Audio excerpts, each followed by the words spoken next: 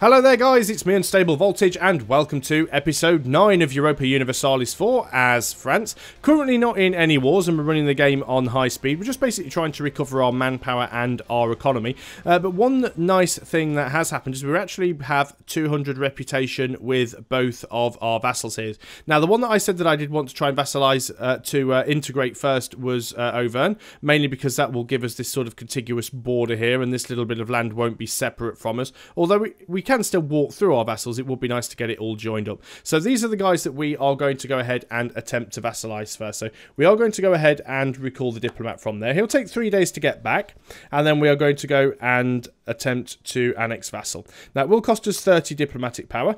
It will take up until June 1469, so it's going to take about 2.5 years. That's not too bad. It's because they have such a low base tax. This is one of the good things about trying to vassalize. I mean, vassals that only have a single province aren't always worth it, but they're very quick to annex because they have such a low base tax. What we could probably do as well is we could also try and annex Bourbonnais at the same time. Cost us 50 Diplo power. Was it not letting us do it? Yes, it did actually go ahead and do it. Didn't see the pop-up. Because sometimes it just puts you into a negative. It costs 50 Diplo power, but it doesn't take it all at the same time, as it were, if that makes sense. It actually does it bit by bit. So we've gained that CB on Artois. Now they are only tech level 4, the same as us. So there is quite a possibility that we could attack them. However, they do have this alliance with Savoy, which isn't great. If we were to declare war on them, yeah, Savoy would come in. Savoy would come in. None of our allies would. This is Savoy down here. Not sure what sort of army they have or if they're currently involved in any wars. They're not currently involved in any wars. If we actually don't look at the menu and look at the ledger and go to the ledger index, we want military, we want armies, and then we want to find Savoy. Savoy have 12,000 men, 16,000 manpower. Yeah, I really don't want to have to be fighting a war on two fronts, especially that I am quite low tech at the moment. It looks like Provence are actually getting their arses handed to them by rebels. I'm absolutely ecstatic about that. Shame they won't get these two down here, but might take them down a peg or two. It would be nice to try and take Artois, but like I said, it's not something that we really need to take. And it's certainly not worth putting us in a really bad position right now just to go ahead and try and take that. Still got quite a few loans due. The next one is going to be in December, which I don't actually think we're going to be able to pay back. So I think it's actually just been auto-renewed. And then we've got a couple coming up in April, which again, I don't think we're going to be... We're going to end up with a lot of inflation. This is the problem that we are going to have here. So these ones in April will probably get auto-extended. That's what should happen. Okay, what have we got here? So we can lose 33 admin power, or we can lose 25 prestige. We're already quite low on prestige. We'll take the admin power. I'm quite happy about that. We gain an insult against Brittany, but we're not too worried about that right now. We can take an idea, but I think... Right, what does military drill actually give us? Morale of armies plus 15%. That's actually not bad, and that might be worth more than taking the next level of military tech right now. Because military tech-wise, so we are behind on time. Well, and we'll get better cavalry. So I think we'll actually get the military tech first. Then we'll go for the idea. I think that's probably the better way of doing it. Burgundy's actually declared war on Austria. That is interesting. That is very, very interesting. Which now means Brittany is actually in the war. I'm not giving Austria access for anything, so they can go and get stuffed. Now, does that mean Savoy are involved in the war? No, it doesn't. That's a shame. That's a CB against Brittany. We'll allow that to go. I mean, we could go straight ahead and attack them. Because they're currently already at war. If I was to go ahead and Oh no, we still have an alliance. So yes, I'm not going to go to war with them while we've got an alliance anyway. Shame Savoy don't go ahead and get themselves involved in another war down there. Let's have a look at these loans. Yeah, we will be able to pay one of them off. So a lot of them are just getting automatically extended. Lose 1 stability or lose 50 prestige. We are getting some really, really crappy events here. We'll lose the stability and we'll go instantly and boost that stability back up again. Hopefully we'll stop getting all of these horrible events soon. Let's go ahead and repay that loan. We'll have to extend the others. What we're going to have to do is use some of our money to try and just... Right, we can get rid of some more of these mercenaries now. Get rid of these 2 mercenary calves, and we'll get rid of some of these infantry. Again, I don't want to get rid of all of them at the same time, because I don't want to be in a position where I've got a really, really pathetic army.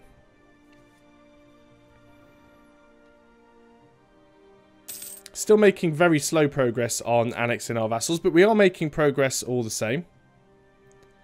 These peasants are actually very, very slowly getting whittled down by the Provence army, which is a bit of a shame. Got some more money coming back in. That is probably enough to go and... Can we actually build a cavalry? No. How much does the cavalry cost? 26. So let's go ahead and get one more cavalry. Then we'll get some more infantry. So we're pretty much at the top. Oh, is that Provence's army getting wiped out? Oh, no, I didn't quite get them again. What a shame. We're still making a fairly decent amount of money. I could reduce my army maintenance, but I'm a little bit worried to do that. We can invest in a new technology. That should be military tech. Brilliant. Let's go ahead and do that. So we are now military tech 5. We are actually still behind the times slightly here, but we do now have a superior type of infantry. It should tell us here which one it is. So men-at-arms is the most superior to, although they're all technically level 5, so we could pick, that's what we were using before. So we could actually pick any of these. And the only differences between them is they all basically have 3 pips, as they were. So this infantry has 1 in shock and 2 offensive morale. This has 1 in shock, or 1 in offensive shock, 1 in offensive morale, and 1 in defensive morale. And men-at-arms has 1 in defensive shock and 1 in defensive morale. So it's kind of, you know, 6 of one, half dozen of the other. But we'll go ahead and take that one. It's all going to help out in the grand scheme of things. Let's group those units together. We will still keep culling the mercenaries wherever we can until we eventually get up to our force limit. So we now have annex subjects. We've managed to annex Auvergne, which is fantastic. And they have a little army down there of their... Oh, actually, let's go ahead and just build this infantry over here. So they have a little army of their own, 3 infantry. You can come up to Ile-de-France, which now has a much bigger supply limit, of course, because we did build the armory there. So that helps. It gives us a bit of a bigger army. Would these guys actually consider vassalization now? Obviously, we've lost the reputation here a little bit. Minus 25, so our tax base has improved a little bit. Obviously the diplomatic reputation isn't helping too much. We will try and keep these guys happy, so I am going to go ahead and improve some relations again there. You guys are all going to group up. What is our force limit? Obviously our force limit will be a little bit higher. Our force limit is actually 41. So that's quite a decent force limit. I think we can go ahead and afford to get another cavalry, and then we'll start working on infantry again. Still plenty of loans that need paying off. So we will try and get those sorted out. But getting rid of the mercenaries, even though we're doing it bit by bit so that we don't just instantly whittle our army down to nothing. And it's only infantry regiments that we actually have now. Let's go ahead and take these 3 and disband them. Because mercenary units cost an awful lot of money to maintain each month. So we're already making 8 ducats a month now. So things have improved significantly. We will recall that diplomat because we can't actually get any higher with these guys. We have an alliance. We have a royal marriage. We have improved relations with the same religion. We could give them a bribe, but of course we know that they wouldn't accept vassalization anyway, so there's absolutely no point in doing that right now. Looks like Provence actually has both of their provinces over here sieged out. Although the rebels did just go away, and I don't know where they went. Oh, they can teleport, of course. This is a weird thing now with Art of War. Rebels can actually teleport between provinces, and they've actually teleported down here to Provence's capital, where they will get wiped out, which is a bit of a shame. Looks like there's Burgundian patriots down here as well. This is very interesting. A lot of interesting things do happen when you have the Art of War expansion. So we can invest in another technology. We can go ahead and get another admin tech. I'm going to go ahead and do that because we are behind the times. So that puts us actually 9 years ahead of time, which gives us 20% production efficiency. And it now gives us a new national decision. So what is this? The Dihericto Comberendo Act, which would basically, until the 2nd of January 1821, which is the end of the game, give us a +2 national tax modifier and a +0.5 missionary strength modifier. It does give Catholicism a +0.1 reform desire, but I think we can go ahead and handle that, so let us go ahead and do that. We haven't looked at the papacy for a while. We are still the papal controller. We could go ahead and spend a little bit of influence just to make sure that we retain that, so we will do so. Still need to keep I'm sort of torn between saving up enough money to pay off the loans and building up our army. I see we've actually got some Normandy rebels actually attacking Normandy up there. That's absolutely fantastic. We gain a claim on Roussillon and gain 10 prestige. Now, which province is that and where is it? Oh, it's over here. It's a Aragonese province. Wow, these rebels actually really kick Normandy's arse there. Now, Right, Normandy. We don't currently have a truce with Normandy, nor do we actually have any kind of... We don't have a truce with Normandy. They don't have any alliances. We don't have a CB, which is a colossal pain in the arse. So let's go ahead, and they would actually take vassalization, oddly enough. But we're allied to their rival. I think what we're going to do is we're going to go ahead and fabricate a claim on Co. Hopefully we'll get it quite quick. And hopefully we can jump in before... Oh, let's put the speed back up again in that case. Hopefully we can get it quite quick and jump in before they get allied with anybody. So it is going to take a little bit of a while. We are still annexing Bourbonnais down here. Obviously, we'll take a little bit of aggressive expansion if we do take these guys, but it will certainly give us back some of the territory that we lost. We are going to repay that loan. Can't afford to repay that one.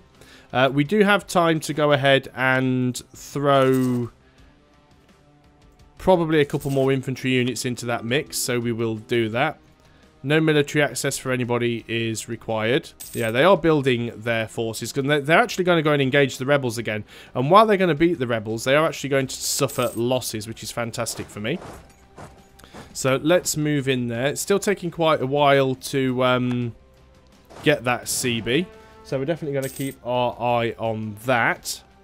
But they have dealt with their rebels. Austria is really taking chunks out of Burgundy at this point, which isn't all that good, because from my point of view, it means I'm going to end up with Austria as a neighbour, and Austria are a much bigger pain in the arse than Burgundy are.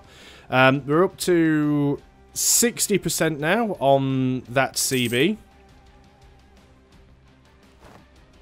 Obviously, if we find out that they've suddenly entered into some nasty alliance, we'll have to think twice before we do go in and attack, if that is still the plan. Right, they still don't actually have any, they still don't actually have any alliances.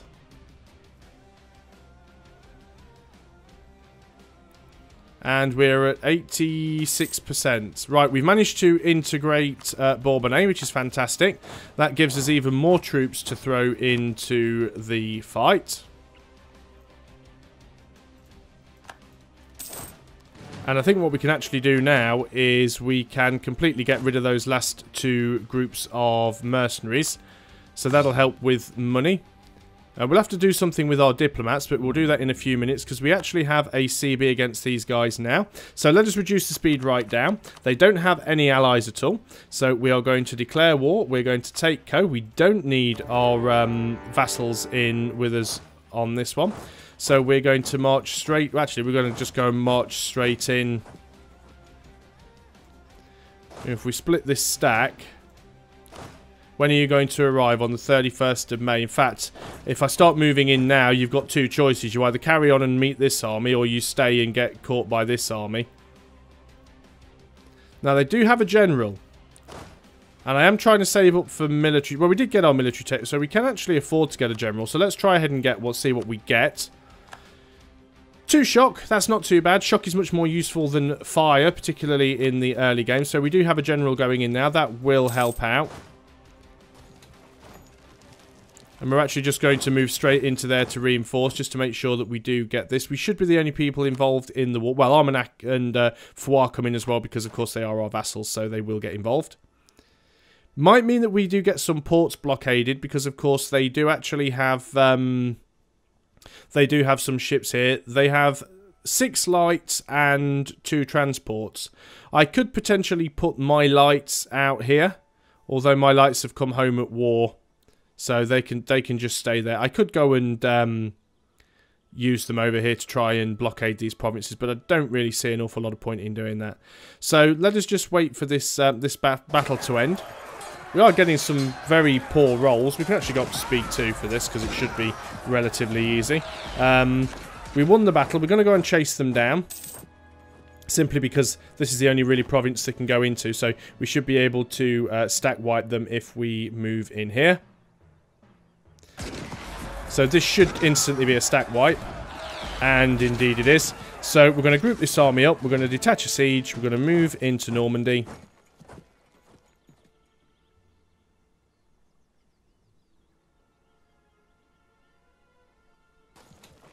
We're going to detach another siege and then move the rest of the army into Ile-de-France. So once those provinces have sieged out, we should be able to just completely annex them. We will get a little bit of aggressive expansion, but that is not terrible.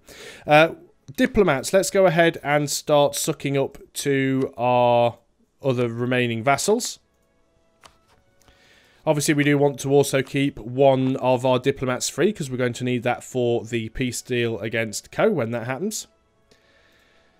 Obviously, my trade fleet has come back home for now, just to sort of keep safe. And we are going to be spending a little bit of money reinforcing some of the attrition that we take while we're sieging these provinces out. So it's going to be a costly couple of months, but that's no reason that we shouldn't go ahead and build a few things like temples. Although we do want to save our admin power, because we are going to have to vassalize. In fact, I might be talking rubbish here.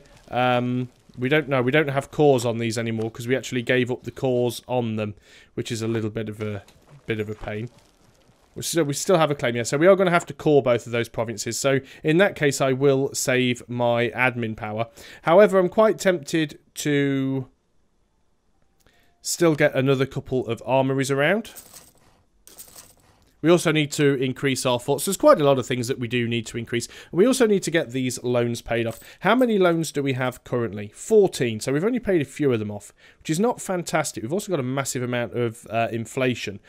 We may want to look at some point at getting an advisor that reduces our inflation, which would be a... Would that be a Diplo advisor?